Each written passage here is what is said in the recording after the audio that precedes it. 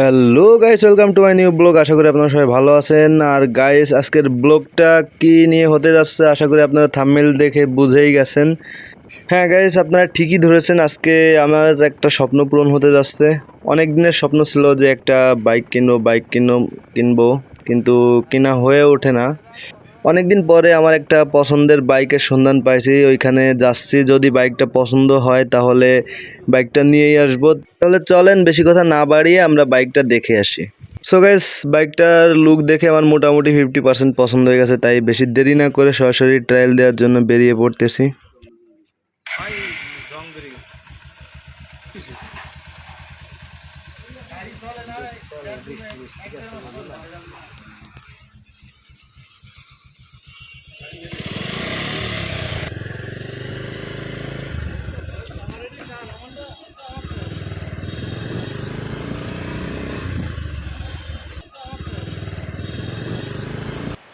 So guys, বাইকটা ride করে আমার কাছে মোটামুটি ভালোই লাগছে, আর মোটামুটি স্মুথই মনে হচ্ছে।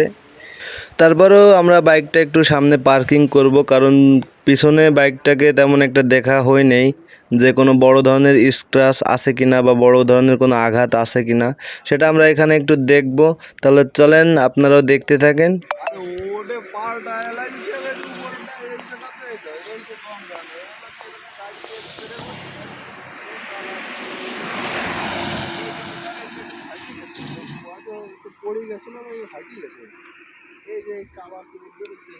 সো গাইস, পিছনে আমাদের মোটামুটি দেখা শেষ। তেমন বড় ধরনের কোনো স্ক্র্যাচ নাই, বড় ধরনের কোনো আঘাতও নাই। তাই আমার একটা পরিচিত গ্যারেজ মিস্ত্রি আছে, খুবই পরিচিত। ওইখানে যাব যে ইঞ্জিনে কোনো সমস্যা আছে কি না, যেহেতু আমি বাইক সম্পর্কে একটু কম বুঝি, উনি মোটামুটি ভালো বোঝেন। তাই ওনার কাছে যাব যে ইঞ্জিনে কোনো সমস্যা আছে কি না। যদি সমস্যা থাকে অবশ্যই উনি আমাকে বলবে যে ইঞ্জিনের সমস্যা আছে, তুমি বাইকটা নিও না। যদি বলে যে না, সমস্যা কোনো নাই, তুমি নিতে পারো, অবশ্যই তাহলে এই বাইকটা আমি নেবো। কারণ আমার এই বাইকটা যথেষ্ট ভালো লাগছে এই বাইকটা আমার কাছে। তাহলে চলেন আল্লাহ আল্লাহ করি, দেখি উনি যেন না বলে যে ইঞ্জিনে সমস্যা আছে। ইঞ্জিনে সমস্যা যদি না থাকে আলহামদুলিল্লাহ, বাইকটা আজকেই নিয়ে যাব। তাহলে চলেন দেখি উনি কি বলে। আমরা গ্যারেজে চলে আসছি, আর এটা হলো গোপালগঞ্জের সবচেয়ে নাম করে একটি গ্যারেজ। লালটুর গ্যারেজ বললে যে কোনো কেউ দেখাই দেবে যে দিঘেলিয়ার লালটুর গ্যারেজ কোনটা। আর এই লালটু আমার সাথে আমার মোটামুটি ভালো একটা সম্পর্ক। ইনি বলল যে বাইকে তেমন কোনো সমস্যা নাই, ইঞ্জিন কন্ডিশনও ভালো আছে, তুমি যদি নাও তাহলে নিতে পারো। এটা জানার পর আসলে অনেক ভালো লাগছে, তাই আমরা সরাসরি দেরি না করে যেখান থেকে বাইকটা নিয়ে গেছি সেখানেই চলে আসছি। আর আগে থেকে আমাদের বাইকের দাম নির্ধারণ করা ছিল, তাই বেশি কথা না বাড়িয়ে বাইকের টাকা দেওয়ার প্রস্তুতি নিচ্ছি।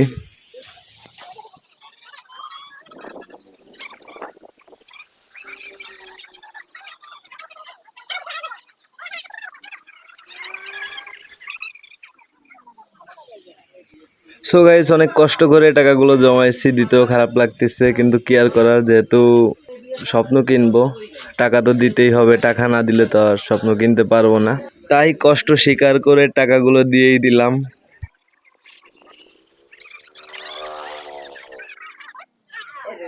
আমরা নিজেরা টাকা গোনা শেষ করে যাচ্ছি ওনাদের হাতে টাকা বুঝিয়ে দেওয়ার জন্য।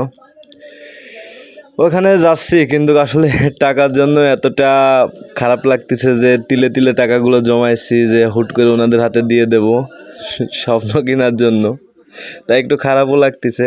তারপরেও যদিও খারাপ লাগতেছে, অন্যদিকে ভালোও লাগতেছে যে আজকে আমার স্বপ্ন কেনার দিন, আজকে আমি আমার স্বপ্ন কিনতে পারবো তার জন্য।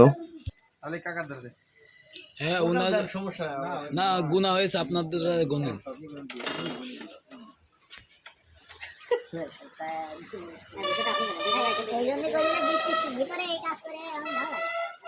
বাইক কিনতেছি এর জন্য, যদিও সবাই মোটামুটি খুশি আছে আমার ফ্রেন্ড সার্কেল, তারপরও নিজের কাছে কেমন যেন লাগছে, এতিমের মতো শুধু টাকার দিকেই তাকিয়ে আছি।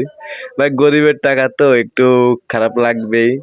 যাক, বিষয় না, মেনেই নিলাম। দেন একটু একটু হাতে মাঝে তুলে দেন